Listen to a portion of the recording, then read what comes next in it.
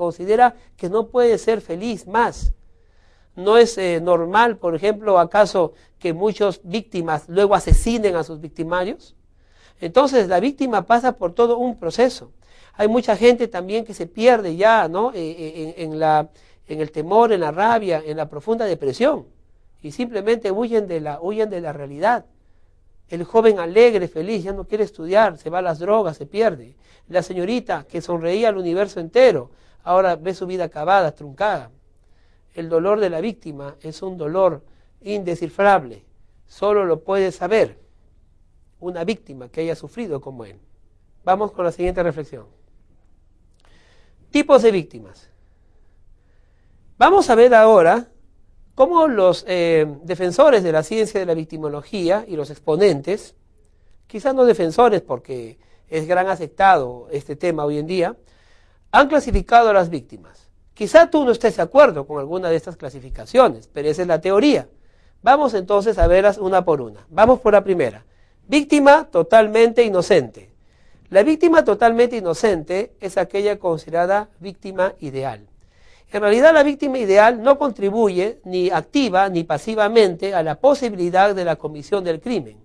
La víctima ideal casi siempre es aquella que es escogida, o en el acto o momentos al acto, es la que es acorralada o la que circunstancialmente se ve en una situación de vulnerabilidad que ella misma no buscó. La víctima ideal es la que no contribuyó en manera alguna a la comisión del delito. Por eso se llama y se dice que es una víctima ideal. Una persona totalmente inocente y vulnerable que es atacada por un hombre criminal, por una mujer criminal, por un delincuente. Una víctima ideal, por ejemplo, podría ser un niñito, ¿no? Que es abusado sexualmente, atacado sexualmente por un hombre, por un delincuente. No contribuyó, quizás no se expuso, no se vulneró, al niñito lo sacan de la esfera de la protección de su padre mediante engaños, ¿no? Y él pues es inocente, una víctima ideal. Pero no es la única clase de víctima, vamos a ver otra. La víctima por ignorancia. Es aquella que por desconocimiento se produce un daño a sí misma. Claro, aquella persona que, por ejemplo, por sana ignorancia se expone a una situación, ¿no?, de peligro, se expone a una situación de delincuencia. Por ejemplo, ¿no?, aquella persona que quizá no sepa leer ni escribir y que y en su sana ignorancia, ¿no?, entrega documentos importantes o acepta, ¿no?, mentiras de alguien que finalmente lo estafa y se queda con su patrimonio. Esa sería una víctima por ignorancia. Normalmente la víctima por ignorancia es aquella que no conoce ciertos procedimientos, es aquella que es timada, que es engañada, es aquella a quien se le crea todo a una maquinaria de mentira para ella poder caer por su sana ignorancia tranquilamente en ese delito. Generalmente las víctimas por ignorancia son aquellas relacionadas con delito de falsedad, de estafa, contra la fe pública, etc. Vamos al tercer grupo de víctimas. La víctima por imprudencia es aquella que se expone. Supongamos, por ejemplo, que usted está paseando con su enamorada, ¿no?, con su novia por un parque y ve venir pues 50 pirañas, 50 bandas, unas 50 ladrones, ¿no?, en grupo que salen de un estadio, por ejemplo, ¿no?, unas bandas peligrosas. Y uno de ellos le falta el respeto a su novia. No le hace nada todavía a usted, pero le falta el respeto a su novia. Entonces usted sale a desafiar, ¿no?, sale a desafiar a estos 50 pandilleros. ¿Ah? ¿Qué cree usted que va a pasar?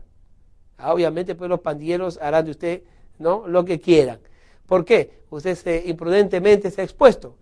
O aquella señorita, ciertamente, ¿no?, que a las 4 o 5 de la mañana, ¿no?, en vestido corto y blusita escotada, se para pues en un barrio peligrosísimo, en una calle totalmente deshabitada, ¿no?, a esas horas de la madrugada, donde habitan toda clase de hombres, toda clase de mujeres. Eso es un acto imprudente, ¿no? Quizás no sepa, no es por ignorancia, ojo, porque sentirá el peligro, pero no la magnitud del peligro, imprudentemente se pone en una situación de vulnerabilidad.